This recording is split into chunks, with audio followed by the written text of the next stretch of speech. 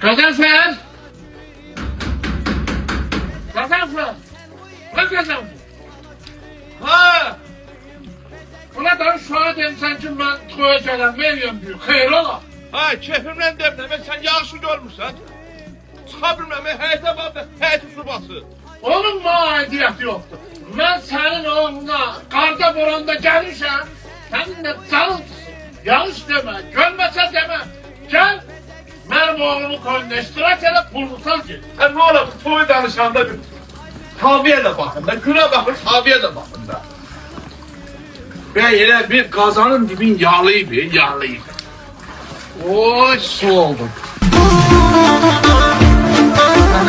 Ya canımsın böyle toya gittiler. Ey kardeş. Siz danışmışsan Gazanfer. Siz danışmışsan. Ben senin oğlunu koyunleştirak edip kardeş. Sen de iştirak edilmezsin. Yanlış ne olur?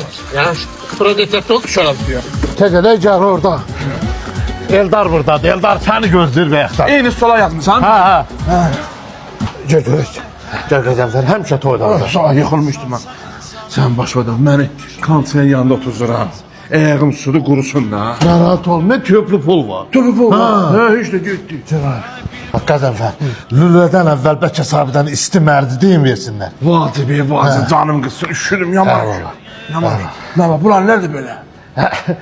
Bu Cihan evinsinə ki, mən oğluma toy eləmirəm. Toydan sonra mənə hədiyyə verirlər də. Oy, nə gözəl, Hə, gözəl, hə. Heç də, onda. Niyə sənin bunu giyinim? Olsa biz orada şıdırıq oynayacaq, amma ayaqyalınla oynayacaq. Dur, pek de orada ne gedək. Alhamdulillah. Sabah köhnələcək bu gün.